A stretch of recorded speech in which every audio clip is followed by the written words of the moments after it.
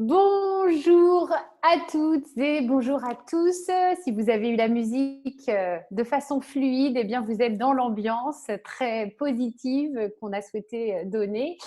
Pour les autres, eh bien c'était peut-être un peu saccadé, mais l'esprit est là. Nous sommes le lundi 4 mai, il est 17 heures et dans une semaine très exactement en France, nous serons officiellement entrés dans le déconfinement tant attendu.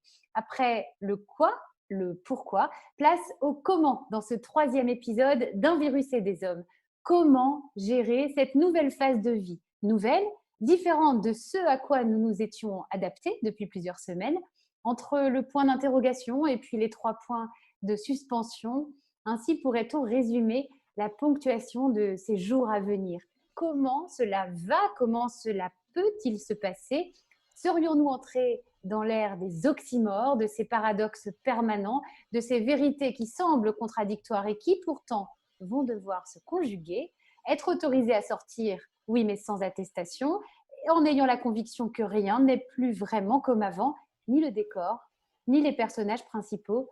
Le virus reste présent et nous devons cohabiter avec une nouvelle forme de contrainte permanente. Donc, une autre façon de vivre où la convivialité côtoie de très près la sécurité. Durant 1 heure, pour ce troisième rendez-vous, nous partageons avec vous, dirigeants, experts et animateurs, membres du réseau APM, comme Association Progrès du Management, mais vous aussi qui ne faites pas partie de l'APM et qui avez envie de prendre un moment avec nous pour réfléchir à ce que nous vivons. Le mois de mai est arrivé avec une légèreté certainement diminuée par rapport à ce que le dicton laisse généralement présager. En mai, fais ce qu'il te plaît. En mai 2020, fais ce que tu peux. Ici, ce qui nous plaît et ce que vous pouvez partager avec nous, ce sont 3 grandes questions. Qu'est-ce qui change? Quel en est le sens? Et demain, avec ce point d'interrogation. Quand je dis nous, je parle de 3 observateurs dont les regards se croisent et ne cloisonnent pas leurs réflexions. Communication, médias, publicité, marketing, management, émotion, performance, relations humaines. Leurs champs de compétences sont multiples et enrichissent ce moment d'observation collective.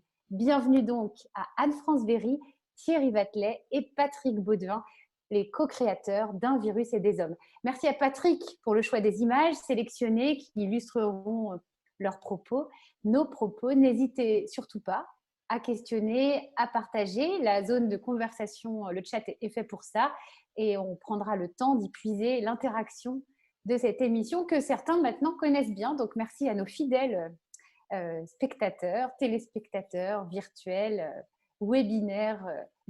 Merci donc aussi surtout à nos experts de leur présence et du temps qu'ils consacrent pour vivre ce moment de façon virtuelle, peut-être encore une fois, et en attendant un 4e épisode, et peut-être un jour, nous nous retrouverons physiquement, qui sait. En attendant, nous réunissons la Belgique où se situe Anne-France, le Gers d'où Patrick est connecté, les hauteurs de Draguignan chez Thierry et le Choletais en ce qui me concerne. Ce que nous allons vivre dans une semaine maintenant sera une première. Après le confinement, une autre première fois se profile, comme un nouveau plongeon dans l'inconnu, car nous ne savons pas vraiment comment nous projeter dans cet après encore bien flou. Pourquoi Anne-France, et c'est à toi que je pose la première question, pourquoi est-ce que ça pourrait être l'occasion de revisiter les capacités précises de nos 5 sens? Merci Cécile. Nous voilà effectivement à l'aube d'une nouvelle première fois. Quand on raconte une histoire, on commence toujours par « il était une fois ». Depuis la nuit des temps, on utilise le mot « une fois », ce qui veut dire que nous vivons tant de choses pour la première fois. Et cela, ça ne change pas. Un premier déconfinement suite à un virus appelé Covid, un premier équilibre à trouver pour redéfinir notre relation au travail, un premier rythme différent à trouver dans la gestion du temps et des priorités. Nous devrions avoir l'habitude des premières fois. Chaque nouveau jour en est une. Comment chacun de vous gère-t-il ces premières fois? Et puis, il y a aussi « été ». Or, nous ne nous conjuguons plus au passé. Tout se passe pour l'instant au présent. On vit dans l'ici et dans le maintenant. Il est une fois une particule qui bouscule, qui bouscule le monde dans toutes ses habitudes. Alors, ce qui change, tu en parlais, Cécile, au niveau des sens, c'est une nouvelle relation à nos cinq sens. C'est dans les yeux de chacun qu'on va apprendre à lire les vrais messages et non plus uniquement sur les lèvres. Derrière les masques, dans la rue, lorsque nous allons déconfiner, chaque regard va nous exprimer des émotions. Méfiance, bienveillance, empathie, peur, joie. Nos yeux sont nos canaux de communication pour parler à l'autre que je croise. Nos yeux sont aussi notre dynamique de choix pour poser un regard d'espoir ou un regard d'effondrement. Nos yeux sont nos guides pour repérer la lueur des signaux faibles du monde, d'un nouveau monde. Et puis nos oreilles. Nos oreilles, elles sont nos alliés pour faire le tri. Celui qui sait écouter devient celui qu'on écoute. Eh bien, le nouveau leader, il va avoir à aiguiser, écoute sans modération, avec disponibilité, pour ensuite se prendre par les équipes parce qu'il se montrera profondément dans son humanitude. Écouter est un art, c'est la porte de nos oreilles que nous allons devoir ouvrir pour entendre les bourdonnements. Dans les bruits confus du déconfinement, apprenons à écouter distinctement, sans fuite ni préjugés.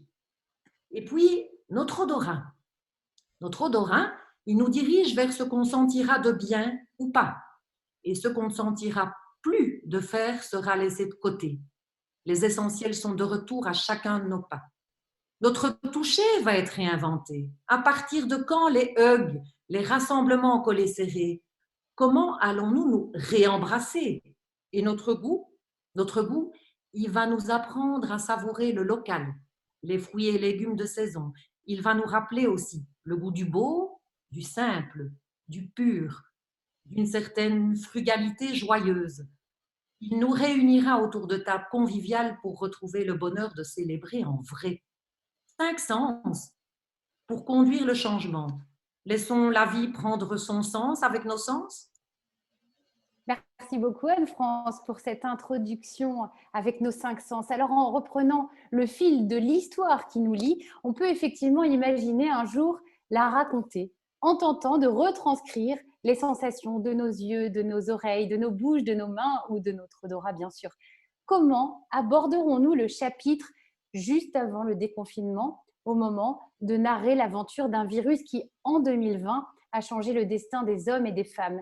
La question, elle est pour Thierry. Thierry, toi qui sais si bien raconter les histoires.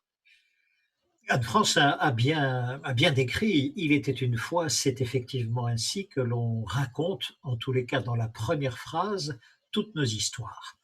Mais si on continue la phrase, pour la période que nous vivons, cela donnerait ceci. Il était une fois à l'hôpital, une infirmière qui. Il était une fois dans une maison, des parents que. Il était une fois sur mon écran, des collaborateurs à qui, etc., etc. Et on raconterait ainsi des faits. On raconterait le vécu d'un chacun chez soi dans la contrainte d'un virus. Ou bien alors le vécu de quelques-uns dehors avec courage et pour tous. Ça, c'est ce que nous raconterions. Mais nos histoires, elles se vivent au présent et elles se racontent au passé. La question devient la suivante. Voulons-nous vivre comme on aimerait raconter nos histoires, ou bien la raconterons-nous un jour comme on aurait aimé la vivre? Dans le premier cas, vivre comme on aimerait raconter l'histoire. On sent bien ici que rien n'est écrit, mais que chaque jour est une page blanche. Il faut donc apprendre à raconter au futur. Il sera une fois. Et quand vous démarrez l'histoire avec ces mots-là, c'est que vous avez choisi un possible, ou un impossible, que vous avez choisi en tous les cas. Il sera une fois. C'est une volonté qui s'exprime, comme si tout était écrit dans un rêve, ou bien un imaginaire, ou bien un projet. Ça, c'est la mise en route par une volonté. Allons jusqu'au bout de la phrase, si vous le voulez bien. En écrivant, il était une fois un virus. Nous parlons de la contrainte. Elle nous a obligés au confinement. Mais demain, nous pouvons écrire, il sera une fois un monde où le comportement de chacun mettra en échec la propagation du virus. Il sera une fois un monde où l'économie repartira en douceur et vous pouvez même poursuivre et le monde deviendra comme avant. Voilà le choix qu'il nous faut faire. Quel monde voulez-vous raconter? Nous voulons que notre futur raconte le monde du passé ou qu'il raconte un choix nouveau. Eh bien ça, c'est une affaire de décision, c'est une affaire de responsabilité, c'est une affaire d'audace et puis de courage. La différence entre un homme et un virus, c'est que c'est vrai, un virus peut changer le destin des hommes, mais seuls les hommes peuvent changer le monde.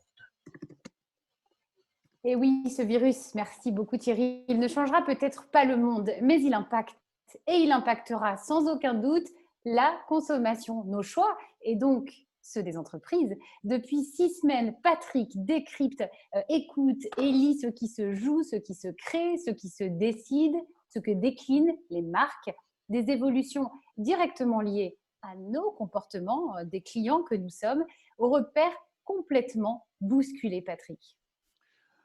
De fait, Cécile, repère bousculé avec énormément de points d'interrogation. Et même si, bon, aujourd'hui, le déconfinement a envahi nos esprits, ce sera le 11 mai en France, mais je sais qu'aujourd'hui, en Belgique et au Québec, c'est déjà le cas. Il y a bien beaucoup de liberté retrouvée avec ça, mais aussi des craintes de deuxième vague, hein, il ne faut pas se le cacher. Et si on regarde un petit peu ce qui s'est passé depuis 6 semaines, que la consommation vit ces petites révolutions, ces grands questionnements, ces hésitantes expérimentations, il y a quand même des constantes un peu paradoxales. L'espoir et l'inquiétude sont là l'une face à l'autre. Et ce qui est intéressant, exemple de ce paradoxe, les Français ont placé depuis le mois de mars 2 milliards 710 millions d'euros dans un livret A, donc un livret d'épargne, avec un taux d'intérêt à 0,5. Pour vous dire qu'il y a de l'inquiétude, il y en a beaucoup. Ça fait 6 semaines aussi que les consommateurs essaient de réinventer leur choix de consommation, leurs priorités, mais aussi, et il ne faut pas négliger, ils regardent les marques autour d'eux, comment elles fonctionnent, et ils les réévaluent pour le mieux, et peut-être parfois pour certaines pour le pire. Et derrière cette transformation plus ou moins profonde, on se met un petit peu quand même à rêver d'un avenir construit sur une véritable stratégie verte. C'est un mot qui est apparu avec beaucoup de force ces dernières semaines. Qu'est-ce qu'il y a derrière ça? C'est des nouveaux comportements qui pourraient demain devenir la nouvelle grille de lecture de la consommation de masse. Alors, premier comportement émergent, et je vais en balayer ceux qui, à mon sens, sont occupés à prendre racine, si je puis dire. D'abord, le recentrage vers l'essentiel. C'est clair qu'un pouvoir d'achat affecté, conjugué à des semaines de confinement de la majorité d'entre nous, ça va sans aucun doute générer de l'émergence d'une consommation plus consciente, sinon plus réfléchie.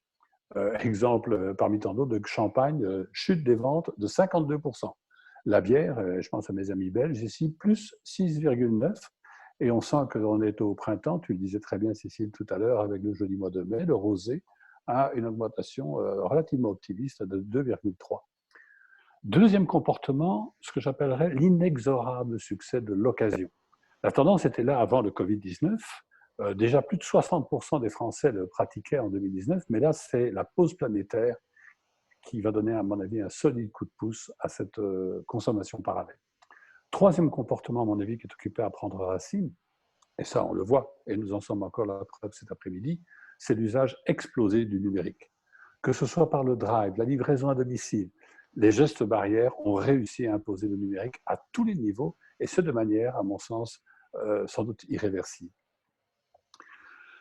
On pourrait aussi évoquer d'autres comportements qui émergent et qui se confirment à travers cette suspension de l'activité économique. Regardez par exemple la sensibilité au gaspillage alimentaire. Il y a une solution qui s'appelle Too Good To Go. Elle est devenue extrêmement attractive depuis quelques semaines. Donc d'évidence, les gens regardent de tous côtés. On pourrait encore mentionner une autre dynamique qui n'est pas nécessairement la dynamique de la consommation, mais la dynamique des entreprises. Et c'est un comportement assez neuf, ce que j'appellerais la réactivité accélérée. En fait, ce qu'on constate, c'est que la brutalité de la crise voit beaucoup d'entreprises, pas toutes, mais beaucoup d'entreprises traditionnelles adopter des gestes de start-up et imaginer de nouvelles façons de création de chiffre d'affaires, de nouveaux produits, voire de nouveaux services plus pertinents, moins superflus sans doute, définitivement en tout cas plus en phase avec une consommation qui se serait conscientisée. Donc pas de doute, ces 6 semaines de confinement ont vu émerger de nouvelles façons de faire. Pour combien de temps, nobody knows, mais il est clair qu'il y a quelque chose qui est occupé à se passer et on va continuer à l'observer ensemble. Oui, on va suivre ça de très près. Merci beaucoup à tous les trois. Je vous propose qu'on fasse une première pause pour suivre dans le fil de conversation vos commentaires. D'ailleurs, n'hésitez pas à nous faire part de ce que ça vous inspire. Ça peut être aussi des questions. Alors, on a Jean-Michel qui nous a proposé une alternative aux poignées de main, aux embrassades, à toutes ces choses qui nous manquent déjà. C'est le namasté. Namasté pour reconnaître le divin qui est en toi, la personne que je salue. Donc, merci Jean-Michel pour cette possibilité effectivement de faire autrement. On a également un petit mot qui nous dit de Vanessa de l'île Maurice, si je ne me trompe pas, qui nous dit qu'on a de la chance puisqu'à Maurice, le confinement est prolongé au 1er juin. D'ici une semaine, nous n'aurons plus aucun cas actif. Voilà, donc de la chance de pouvoir profiter d'une liberté un peu plus tôt. Alors, Vanessa nous dit quoi d'autre? Bien d'accord. Ah oui, alors ça c'est Jean-Michel. Bien d'accord au sujet du champagne, bière et alcool. Je lance une production de kombucha, la boisson du futur. Ça vous parle ça? D'accord. Alors, on n'a pas vraiment de questions précises, on a plutôt des commentaires des personnes qui nous écoutent. On sent qu'on est à la croisée des chemins. Je ne sais pas, je m'adresse à vous trois parce que justement, on est vraiment dans cette expectative. Je ne sais pas si c'est ce que vous ressentez et finalement, ça se voit dans vos commentaires. Il y a à la fois du sourire retrouvé et puis aussi… finalement, on ne sait pas ce qui nous attend. Mais il y avait, Thierry, dans les préparations, souviens-toi, Cécile, il disait on va avoir un temps épais. Tu te souviens, Oui, Thierry? l'épaisseur du temps. L'épaisseur du temps. Ouais. Et tu voulais peut-être expliquer l'expression parce que je la trouvais très juste. Elle est par très rapport à belle, ça. oui. Thierry. C'est-à-dire qu'un phénomène humain est toujours très long.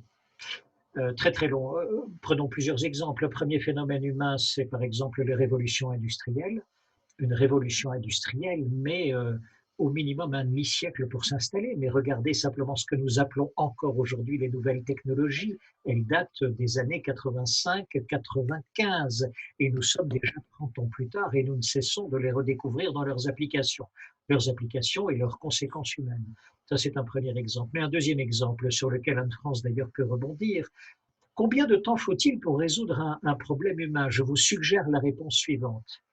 Il en faut autant que le temps qu'il a fallu pour le créer. Il en faut autant que le temps qu'il a fallu pour le créer. Dénouer un problème humain, c'est toujours très très long.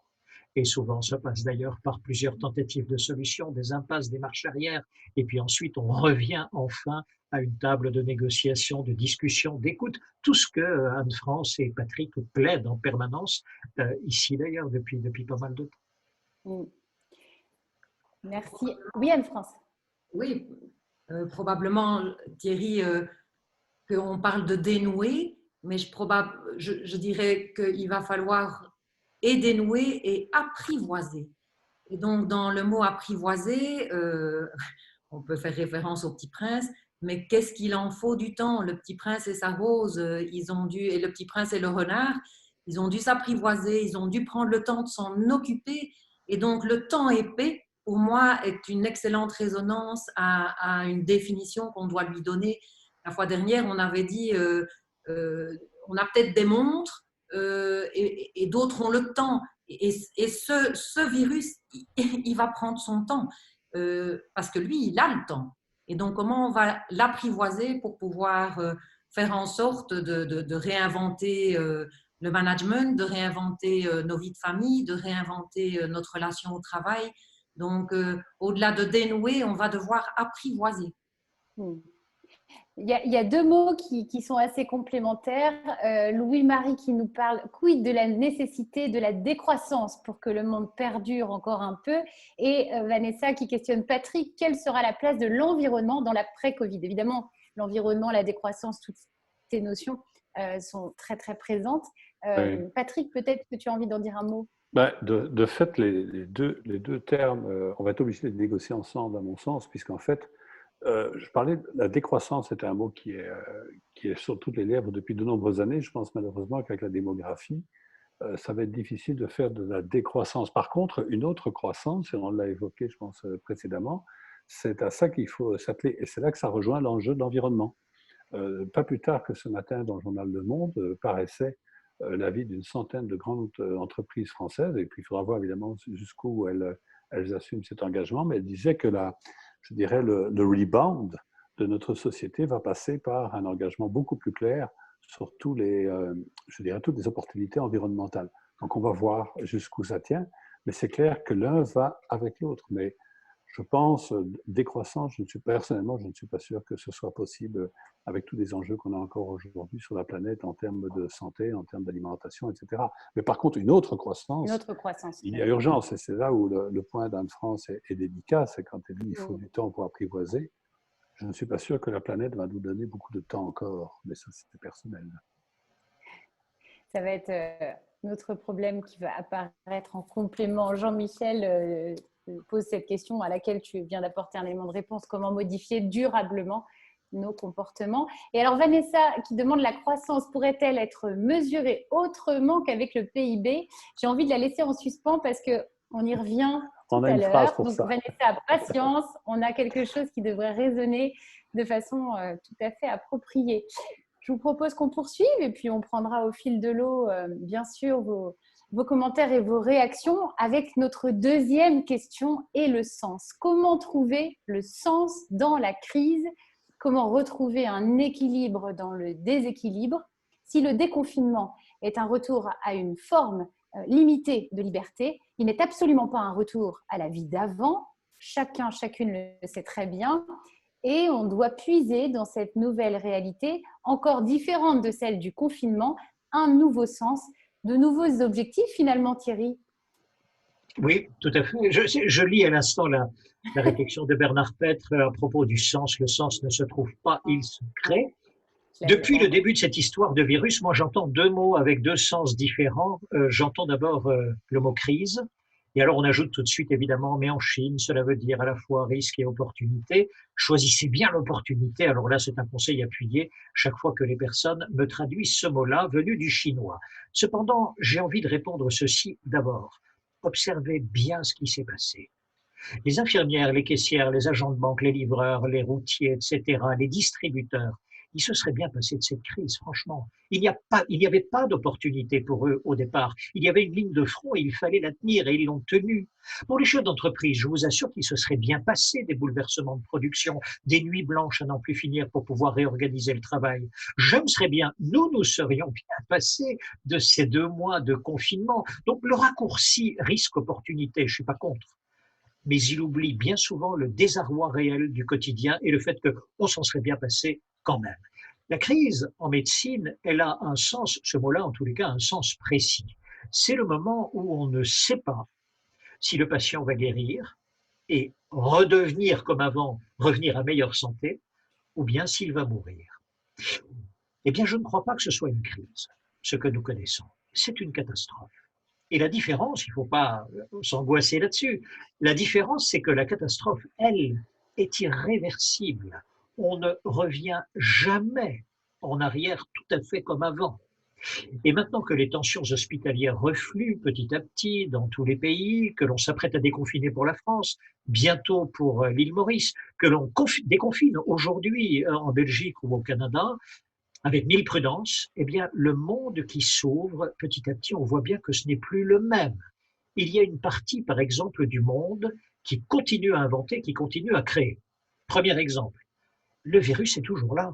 Et donc, la guerre continue.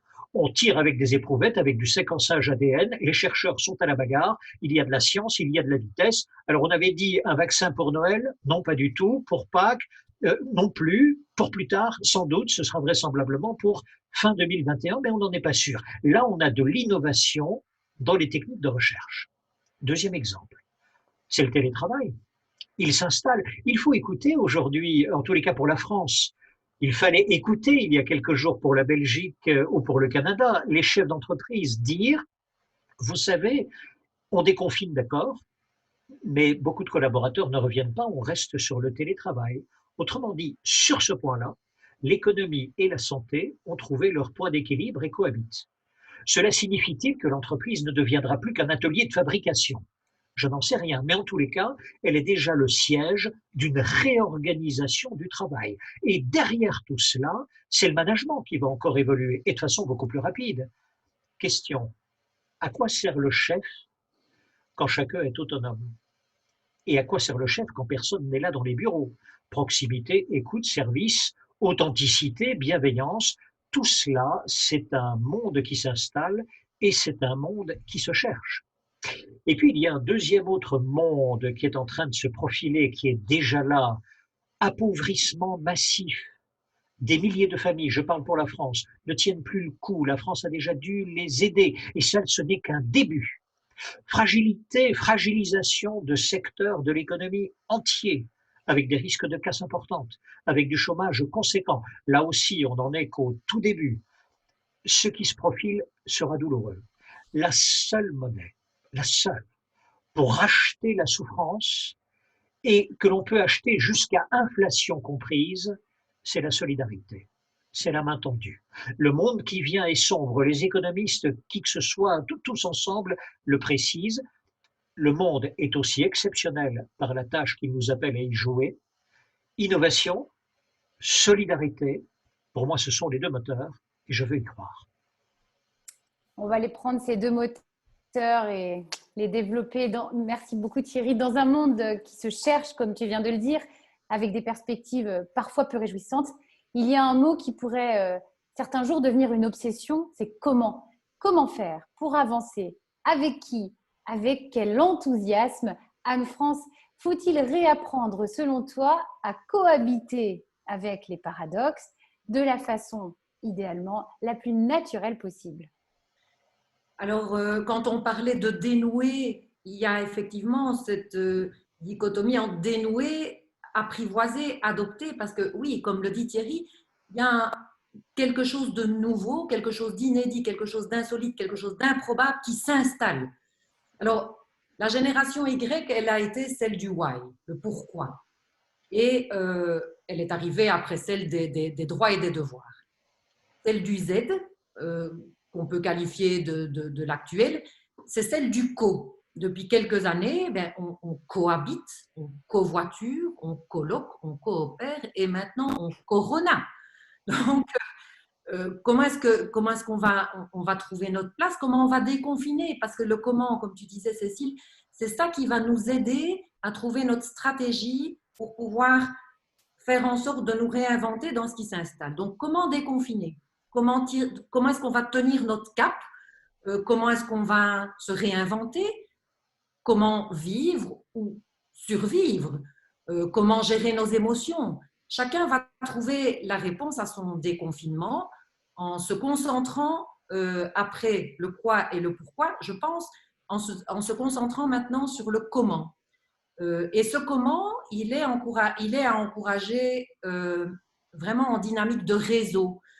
Un manager me confiait l'essoufflement de ses équipes et de ses pairs en disant mais comment est-ce qu'on peut continuer à être stimulé et à travailler vers les vrais objectifs d'avant Covid? Et il était assez résigné. Et en fait, au travers de notre échange, il a pris conscience qu'aujourd'hui, face à l'inconnu, il n'y a plus de sachants qui savent et qui doivent montrer la route. Il y a surtout la force de l'intelligence collective. Et pour moi, on peut déjà aller tellement épuisé dans le comment, grâce à cette intelligence collective qui va mettre la créativité au premier plan, accompagnée de la solidarité. Thierry parlait d'innovation et de solidarité. Moi, je suis convaincue que ce sont les deux balises pour tenir le cap de la confiance aussi, parce que ce mot confiance, on va être amené de nouveau à l'apprivoiser plus que jamais avec ceux qui nous entourent, avec nos collègues, nos amis, notre famille. Et donc, lorsqu'on ne sait plus dans quel sens où aller, à mon sens, le premier réflexe est celui de nous désisoler. Les idées, elles vont pousser partout.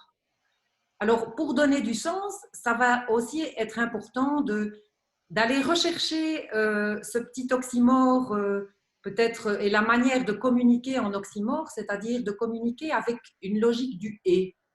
Les oxymores, vous savez, c'est cette figure de style qui allie deux mots au sens contradictoire. Et on est dans une contradiction terrible. Alors, nos émotions, notre dynamique relationnelle, elles vont avoir à emboîter le pas sur les oxymores, en dansant avec elles. Donc, si on oxymore sur ce virus, on pourrait dire nous sommes dans une nostalgie futuriste, dans un bouleversement apaisant, dans une proximité lointaine, dans une lenteur énergique, dans une authenticité masquée. On est dans l'ère des oxymores qui vont nous propulser dans une troisième dimension, je l'espère, pour que 1 et 1 fassent 3 et qu'on puisse sortir du cadre de nos habitudes. Et en fait, ce que je trouve inspirant, c'est de redonner les titres de noblesse à l'anonymat. Des milliers de héros se mobilisent dans l'anonymat. On ne cherche plus à être le héros pour les lauriers, mais je l'espère bien pour la vie. Alors un nouvel oxymore, soyons de célèbres anonymes. C'est beau ça, de célèbres anonymes. Merci Anne-France. Alors si 1 et 1 font 3 et que tout cohabite avec son contraire, comment les marques vont-elles faire pour exister dans cette expérience nouvelle de l'anonymat? Patrick, est-ce la fin d'une forme de superficialité? Je trouve que le point posé par Anne-France est assez amusant parce que s'il y a bien un endroit où l'anonymat n'existe pas, c'est dans le discours des marques. Et j'avoue que le défi qui est posé par cette crise est pour le moins surprenant, sinon existentiel. C'est est-ce que les marques peuvent encore prendre la parole? Et d'ailleurs, la question derrière, c'est reprendre la parole dans un monde aussi bousculé devant des consommateurs qui, objectivement, sont plongés dans une incertitude qui est là pour durer. Hein. Thierry l'évoquait, le vaccin, il n'est pas là pour demain. Donc, ces 6 semaines de confinement devraient, à mon sens, peut-être avoir été, et je l'espère, une opportunité pour les marques de se redéfinir, ou au moins, en tout cas, accélérer leur mue face à ce monde en plein questionnement. Première hypothèse majeure, et si les marques devenaient humbles? C'est un petit peu bizarre, hein, c'est peut-être pas encore d'oxymore, mais on n'est pas loin. Et si les marques apprenaient les vertus de la parole mesurée? Et alors carrément, allons-y jusqu'au bout. Et pourquoi les marques ne découvriraient-elles pas l'opportunité du silence épisodique? C'est la vraie question. Dans un monde qui remet tout en place, on pourrait se poser cette question-là. Et ainsi, loin du matraquage médiatique, on peut se demander si la marque de demain ne deviendrait pas plus mesurée, plus concrète, et intégrerait enfin l'utilité vraie de sa communication, c'est-à-dire partager une information responsable et engagée. Cette marque pourrait assumer un nouveau discours empreint plutôt d'authenticité, transformant ses défauts en amélioration continue, et cela en toute complicité avec ses clients, avec évidemment une contrainte majeure. Je fais ce que je dis et je dis ce que je fais, et s'y tenir. Ça, c'est mon petit avertissement personnel aux grandes surfaces qui aujourd'hui se drapent dans du 100% Made in France, mais qui demain ne se gêneraient peut-être pas pour repartir chercher en avion des citrons bio en Amérique du Sud ou des fleurs au Kenya. À vérifier. Deuxième hypothèse que je partage ici, c'est la nouvelle posture des marques de l'après-Covid-19. C'est-à-dire réécrire leur histoire. Pas une histoire inventée, packagée ou photoshopée. Non, non. Refonder un imaginaire construit loin du superflu, de l'inutile et surtout du faux. Le philosophe Gilles Lipovetsky nous livrait il y avait longtemps une guerre du faux, où il s'insurgeait à juste titre à propos de toutes les manipulations du réel. Et le discours des marques et de la publicité y était d'ailleurs assez justement brocardé. Je pense que les marques ont ici une exceptionnelle opportunité. Réécrire un imaginaire riche de sens, de nouvelles relations avec les clients, des relations qui seraient construites sur du concret, du durable, du judicieux. Bien sûr, on n'empêchera pas, dans un premier temps, à la sortie du confinement, ou en tout cas à la libération un petit peu de la circulation, la ruée sur ce que j'appelle les marques proustiennes. Vous savez, ces marques de gourmandises affolées, faites de fast-food, de pâtes à tartiner, etc. Mais gageons que cette consommation, qui est bien propre à toute sortie de crise, hein, on l'avait constaté après le 11 septembre, on l'avait aussi au début du siècle, dans les années 20, ce n'est pas nécessairement cette consommation qui va reprendre sa vitesse de croisière d'hier. Rien qu'une observation. On a constaté en Allemagne, après 2 semaines de déconfinement, quelque chose qui devrait nous faire réfléchir. Les commerces qui ont réouvert ne réalisent que 40% du volume d'affaires habituel dans cette période. D'évidence, le masque, les contraintes de distanciation, mais aussi, dans une plus large mesure, l'incertitude des lendemains, ça manifestement transforme la fameuse expérience client d'hier qui se voulait ludique, sympa, amusante, etc., en rencontre un petit peu plus morose, loin des dépenses superflues. Pour combien de temps, je ne sais, mais ça renifle un petit peu les promotions coronavirus. C'est ça que ça me dit. Promotion coronavirus. En les attendant, eh bien, c'est le moment de notre deuxième pause. On prend le temps d'échanger sur ce fil de conversation bien animé. Alors, un gros bisou. Il est virtuel, Dominique, mais Dominique nous dit « Bah non, ce virus, il n'est pas sympa parce qu'aujourd'hui, c'est l'anniversaire de ma fille et je ne peux pas lui faire de bisous. » Alors, bah voilà, on lui envoie un gros bisou virtuel. Dominique qui nous demande, et d'ailleurs, Patrick, ça relie, c'est tout à fait complémentaire à ce que tu viens de dire, y a-t-il une utilité à avoir des marques produits? Y a-t-il encore une utilité à avoir des marques produits? Ben, c'est une question assez fondamentale, c'est que tout le système de la production de masse et de la consommation de masse, qui est né au 19e siècle, hein, c'est pas si vieux que ça, je veux dire, a voulu qu'à un moment donné, je me différencie de mon concurrent ou de la personne qui est à côté de moi en créant une marque. Ça veut dire se démarquer. Je ne pense pas que les marques vont disparaître demain. Par contre, ce qui est intéressant dans la question, c'est la valeur et le sens des marques. Et se démarquer, je dirais pendant 250 ans, les marques se sont beaucoup différenciées sur leur qualité produit, sur leur performance produit, leur performance service, etc., etc. La question qui est posée aujourd'hui, et c'est un glissement qui avait commencé avant la crise, c'est est-ce que les marques ne vont pas exister au-delà de ce que c'est leur performance, c'est-à-dire leur sens de la responsabilité, leur conscience du bien-être, de la justice sociale, etc. Et donc, la marque devient beaucoup plus vaste que ce qu'elle était hier, c'est-à-dire une identification d'un produit ou d'un service. Et ça, ce glissement-là, ça ne veut pas dire que mon produit il ne va pas continuer à parfaitement nettoyer ma salle de bain, mais je vais peut-être m'attendre à ce qu'il soit autre chose que simplement un produit pour nettoyer une salle de bain. Un petit mot pour Patrick de Marivonne. J'adore l'expression des marques proustiennes. Voilà, donc ça c'est un petit cadeau. Et d'ailleurs, une autre question de Marivonne. Le milieu médical s'est extraordinairement adapté. Saurons-nous demain aider nos chercheurs?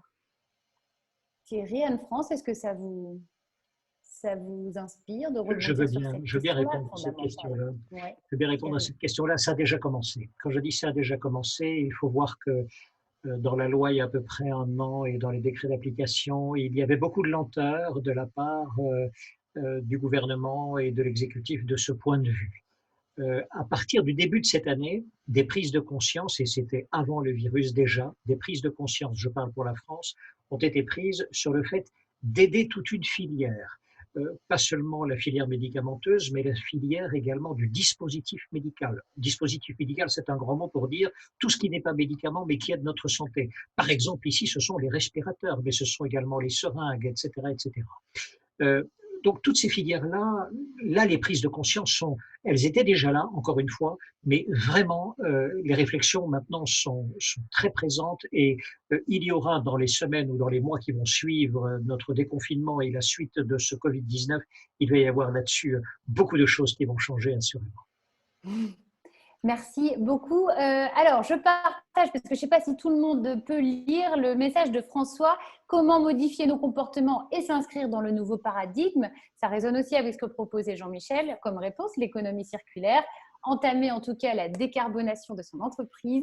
Le bilan carbone et les pistes d'allègement de ces gaz à effet de serre donnent une trappe profitable et il nous propose les 5 défis de changement de paradigme proposé par Marc Alévi, que beaucoup connaissent certainement derrière cet écran. Défi écologique, la frugalité dont on a parlé tout à l'heure. Défi numérique, le télétravail et l'intelligence augmentée, bien sûr, on l'a évoqué aussi. Défi sociologique, du réseau de l'intelligence collective contre la pyramide patriarcale. Défi économique, valeur et virtuosité contre les prix bas. Et puis le défi éthologique, au service de quoi est mon entreprise? C'est génial, on dirait un squelette, Thierry, de notre échange. Alors justement, là-dessus, sur les 5 défis que répète, en tous les cas depuis plusieurs années, et avec Marc Alévi, regardez, reprenons ensemble. Frugalité, pendant 2 mois, nous y étions. Et d'ailleurs, ici, Patrick l'a souligné à plusieurs reprises. Et il souligne également quelles sont les tendances qui sont en route. Numérique, le télétravail, vraiment, les accélérations ont été là. Et on va voir ce que ça va donner après, avec toutes les questionnements sur la décarbonation. Défi sociologique, réseau d'intelligence collective, on doit progresser, c'est évident. Défi économique, il est devant nous, et c'est tout ce que vous dites, tout ce qui est là, et vous le répétez en permanence, c'est Est-ce qu'on va recommencer comme avant, c'est-à-dire avec les mêmes défauts qu'avant? Voilà. L'autre question, mais que souligne en permanence Patrick, c'est la suivante. Combien de temps faut-il pour perdre une mauvaise habitude? Ce à quoi on peut ajouter, combien de temps faut-il pour prendre une bonne résolution? Ce sont deux faces de la même question. Imparable. Merci beaucoup. Je vous propose qu'on poursuive. Alors Anne-France, ton micro n'est pas allumé. Non, c'est bon. Alors on continue. On continue. Merci pour la vitalité de ce fil de conversation. On va continuer et on prendra encore le temps, bien sûr, d'échanger. Mais d'abord, et demain, la voilà, la troisième question et celle qui va nous intéresser pour la dernière partie de cet épisode d'Un virus et des hommes. Demain, oui, parce que c'est bien là que nous allons passer nos journées. Patrick, en quoi le monde pourrait-il devenir un gigantesque laboratoire pour des changements silencieux que nous n'aurions même pas à acter ou à décider? Et là, écoutez bien, parce qu'on devrait profiter d'une jolie histoire. Ben là, je vais faire mon Anne-France, c'est-à-dire je vais aller chercher une légende au fin fond de l'Asie. Je ne sais pas si vous connaissez la légende du centième singe. Alors, je vous la résume très rapidement, et c'est une légende, on s'entend. En 52, sur l'île de Koshima, des scientifiques auraient observé que des singes aimaient le goût des patates douces, mais trouvaient la saleté déplaisante. Une femelle de la horde aurait choisi de laver les patates dans un ruisseau tout près. Elle enseigna ce truc à sa mère, et ainsi de suite, etc., etc. Entre 52 et 58, on a observé que tous les jeunes singes avaient appris à laver des patates douces remplies de ça pour les rendre plus agréables au goût. Mais il y a bien sûr de nombreux singes qui restaient récalcitrants à ce nettoyage. Je ne connais pas leur âge, mais en tout cas, il y en avait nombreux. L'histoire veut qu'un matin, un centième singe apprit à laver les patates. Et ce soir-là, tous les singes de la tribu, pratiquement, se sont mis à laver les patates douces avant de les manger. Donc, la légende dirait que le choix additionnel de ce centième singe avait créé une sorte de percée idéologique. Et c'est ainsi qu'on parle aujourd'hui d'un macaque japonais qu'on surnomme le laveur de patates. Mais au-delà de cette légende séduisante, on a depuis étudié de manière beaucoup plus sérieuse des bascules de comportement chez l'humain, l'adoption des nouveaux gestes. Et ce qui est intéressant, c'est que nous vivons actuellement, en effet, dans un laboratoire gigantesque de 4 milliards d'humains, confinés, un laboratoire très crédible et sans doute beaucoup plus intéressant que celui des macaques japonais. Ça fait 6 semaines que nous adoptons de nouveaux comportements plus ou moins innovateurs. Il ne faut pas négliger que ces mutations actuelles pourraient bien être porteuses de changements silencieux autour de nous, et ça, sans que nous ayons à faire quoi que ce soit. Ce serait dans cette dynamique-là que nous serions peut-être l'un ou l'autre ici autour de la table, le centième singe. Comme si cet apprentissage du lavage de patates douces, nous serions occupés à inventer une autre consommation que j'appellerais la consommation douce. Et ça, c'est plus un vœu qu'une réalité pour l'instant, mais on va l'observer.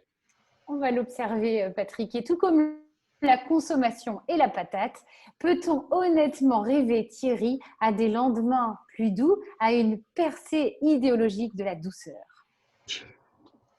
Oui, vous avez vu peut-être vous aussi circuler ce petit mot, moi il m'a fait sourire, sur les réseaux sociaux qui disait ceci, ceux qui m'ont souhaité une bonne année 2020, sachez que je vous retrouverai. Et ce mot-là m'a fait sourire. Et je me suis dit que peut-être à quelques jours du déconfinement, je parle pour la France, mais du déconfinement pour le Canada et la Belgique qui se déroule aujourd'hui et pour le 1er juin pour l'île Maurice, je me disais, c'est peut-être le moment de nous souhaiter une bonne année, un bon déconfinement. Vendredi dernier, nous étions 1er mai. Et ce 1er mai, il manquait quelque chose cruellement. Pas un vendeur de muguet dès 4 heures du matin sur le bord de nos routes. Le muguet, je vous le rappelle quand même, c'est la fine fleur de la technologie du compte à rebours. Que de soins minutieux pour arriver à ce que les clochettes carillonnent le printemps à la date prévue. La fleur doit être groupée, ouverte, un dessin parfait. Elle symbolise la lumière fraîche, la saison nouvelle, les petits bonheurs, et aussi une certaine façon de penser la terre. C'est la maîtrise du temps. C'est la maîtrise de la biologie, de la graine au sourire offert. Eh bien, c'est ça qui manquait cruellement le 1er mai, c'était le bouquet offert pour un sourire, pour une intention, pour un moment de connivence, pour un simple « j'ai pensé à toi ». Ce qui nous manquait vendredi dernier, c'était l'autre finalement.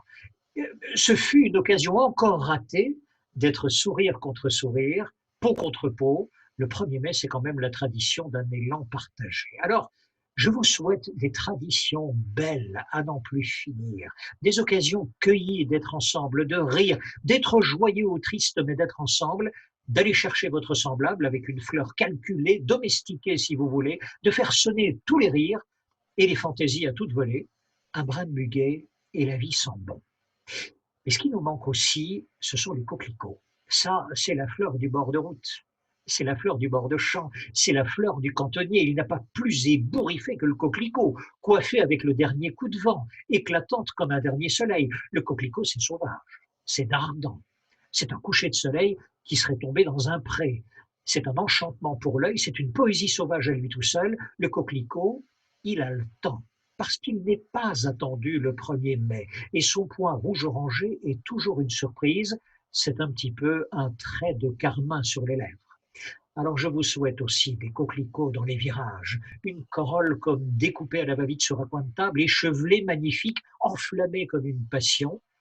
Les artistes, sauf Chagall, n'ont pas peint les muguets, mais ils ont tiré le portrait de centaines de coquelicots et ils ont laissé plutôt le muguet aux artisans des serres urbaines. Alors oui, je vous souhaite un déconfinement qui sente bon le muguet, avec sa maîtrise, avec le dessin parfum de ses feuilles, de ses fleurs, avec la rationalité du just in time. Mais avec le muguet, dit-on, on pourrait dire que le monde tourne rond. Je vous souhaite aussi un déconfinement empourpré, comme un coquelicot, fulgurant, passionné, envoûtant, magnifique, audacieux, inventif, toujours différent. Un coquelicot, et on dit le monde est bon. Que votre vie sente bon, qu'elle soit belle, un concentré de poésie du monde. Merci Thierry de ces vœux de bonne année décalés, déconfinés. Et pour ce brin de mots fleuris rouge et blanc comme le coquelicot que j'aime tant et le muguet. Anne-France, que faut-il déployer, travailler peut-être, en tout cas développer comme compétence pour coécrire cette poésie du monde tous ensemble? La souplesse peut-être, l'agilité ou la quête permanente et infinie de l'équilibre? Alors, la poésie du monde va, je suis certaine, façonner nos postures. Et d'ailleurs, si je reviens à ce que nous partagions à la deuxième petite pause, où on disait chercher, trouver, comment équilibrer. Et puis, moi, je suis émerveillée de voir, dès qu'on se penche à ce qui se passe sur le terrain, déjà comme toute la créativité, les idées, les initiatives émergent pour de nouvelles manières de nous ajuster dans notre vivre ensemble. Alors, moi, je vais vous emmener en Corée, parce qu'en Corée, il y a un proverbe qui dit « Celui qui n'a pas de nunchi peut manger des crevettes dans un monastère ». Alors, ça ne dit probablement pas grand-chose à un occidental. Alors, l'équivalent pour un Européen serait « Celui qui n'a pas de nunchi peut manger du bacon dans une synagogue ». En fait, le nunchi, c'est la capacité à s'adapter à son entourage pour ne pas blesser, pour ne pas gêner qui que ce soit. Et en fait, ce secret coréen, je trouve qu'il tombe à point nommé pour que nous devenions plus nunchi dans notre dynamique relationnelle, de demain. Pour pouvoir débloquer les tensions, pour trouver une harmonie avec les autres, pour être dans notre vivre ensemble. Le leader inspirant sera celui qui prend soin du nunchi.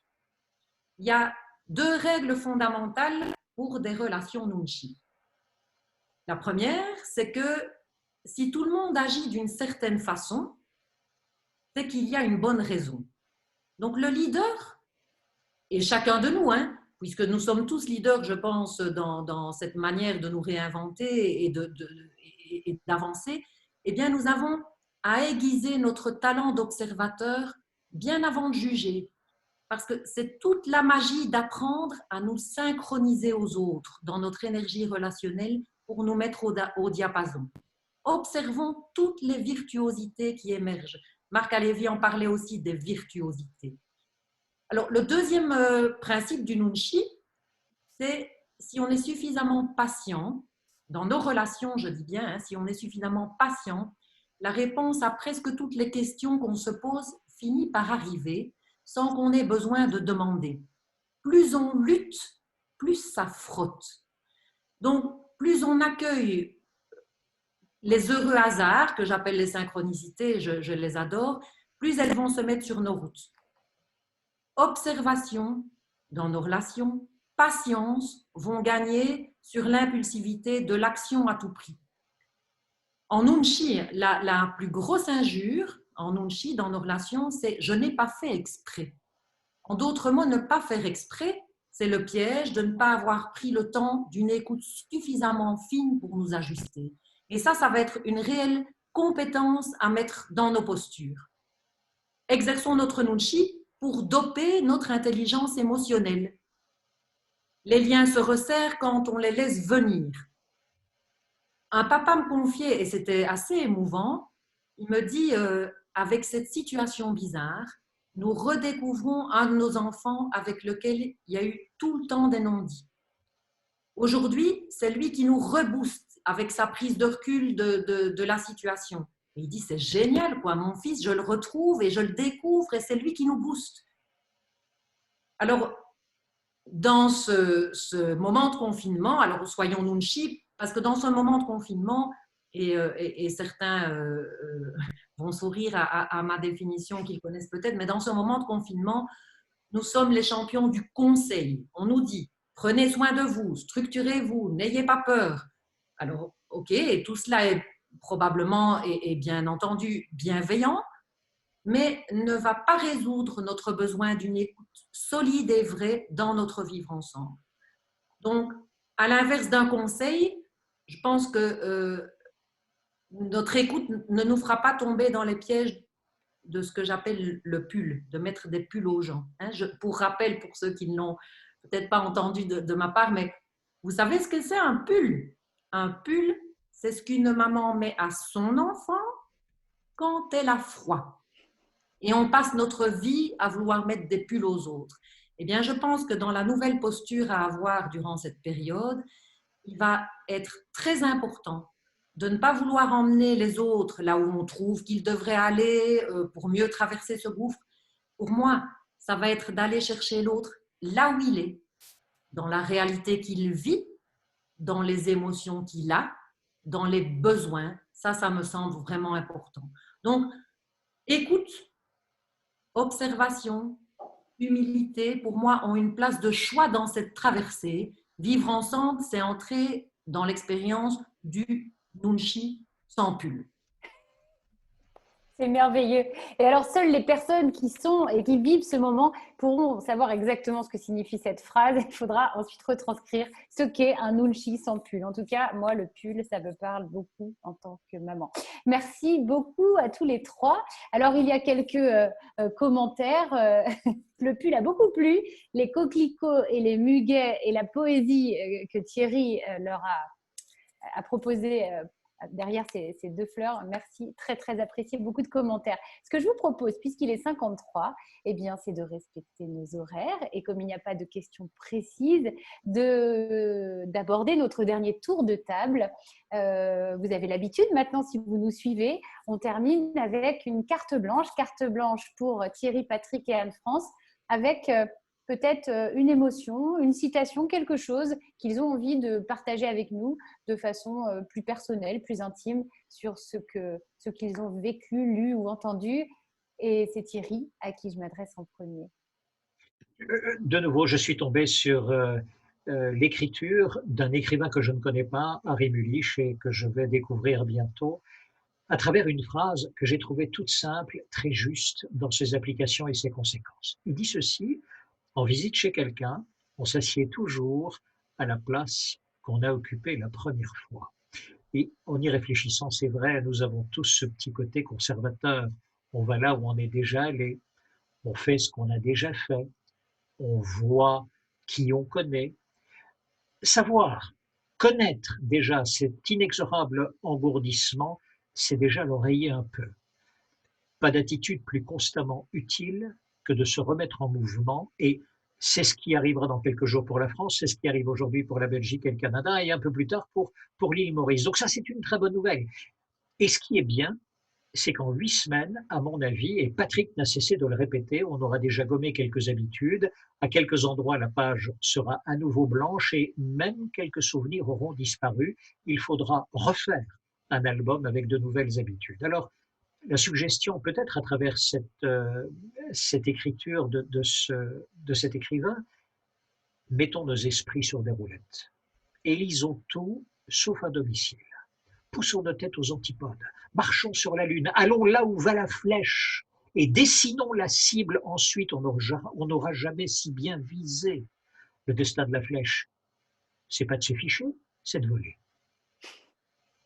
Magnifique, j'adore. Il faudra refaire un album avec de nouvelles habitudes. Anne-France, Oui, qu'as-tu envie de partager? alors, moi je dis petit à petit un déconfinement. Alors, est-ce qu'on peut déjà se questionner sur le confinement et ses effets secondaires? Derrière nos urgences, nos détresses, nos solitudes, nos ambitions, nos égos, ouvrons-nous vers les valeurs que nous choisirons de laisser dans l'histoire, Et donc, c'est prendre soin de la santé morale, c'est prendre soin de la santé relationnelle, c'est prendre soin de la santé humaine. Et la citation que j'ai envie de nous faire vivre, et donc de vous la partager, mais surtout de vous la faire vivre, c'est de dire: la lanterne de l'expérience n'éclaire que celui qui la tient. Alors, expérimentons la vie avec un grand V dans chacun de nos pas et disons-leur merci. Merci beaucoup Anne-France et on va terminer avec Patrick. Et on vous avait promis de parler du PIB, c'est maintenant. Alors, ben oui, au hasard de mes lectures, chers amis, je suis tombé sur une réflexion de Robert Kennedy. Vous vous souvenez, le frère de John Kennedy assassiné en 63, et d'ailleurs lui-même assassiné lors des primaires démocrates en 67. Une question, Alors, Patrick. oui. Robert Kennedy, pardon, il ressemblait à quoi? Ah, tu as raison. Qu'est-ce qu'il est bon là. Ah, Donc, il quel était talent. très beau, hein. C'était un très bel homme. Il était papa de 11 enfants, je pense d'ailleurs. Et il a des enfants et des petits-enfants qui sont encore dans la politique aujourd'hui.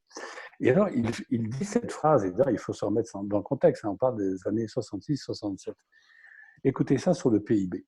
Notre PIB inclut la pollution de l'air, la publicité pour le tabac, les systèmes de sécurité qu'on installe pour protéger les habitations, le coût des prisons, où on enferme ceux qui réussissent à les forcer d'ailleurs, les armes nucléaires, les voitures de police blindées, les émissions de télévision qui glorifient la violence dans le but de vendre des jouets correspondant à nos enfants. Mais dans ce savant calcul du PIB, dit Robert Kennedy, on ne tient jamais compte de la santé de nos enfants, de la qualité de leur instruction, de la gaieté de leur jeu. Le PIB ne mesure pas la beauté de notre poésie, ni notre sens de la compassion, ni le dévouement qu'on pourrait avoir envers notre pays. Le PIB mesure tout, sauf ce qui fait que la vie vaut la peine d'être vécue. J'étais absolument scié de lire ça de la part d'un politicien, et c'était il y a maintenant plus de 50 ans. Merci Patrick. On va terminer sur cette formidable citation et il est 17h58. Voilà, donc moi je nous félicite. En tout cas, je vous remercie tous les trois, Thierry, Patrick, Anne-France. C'est un vrai bonheur. Merci à toutes celles et ceux qui nous ont suivis, qui ont participé pour la qualité de leur réaction, la qualité de ce qu'on a vécu. Encore une fois, on ne va pas s'arrêter là. On va continuer parce que le déconfinement s'annonce et on aura évidemment des choses à partager et des émotions aussi à analyser, à observer, puisque c'est l'ambition d'un virus et des hommes depuis la première minute. Merci beaucoup. On vous souhaite une très belle fin de soirée et une belle semaine, puisque cette fois, on se retrouvait en début de semaine. À très vite, on revient vers vous pour un 4e numéro. Merci à toutes et à tous. Namasté.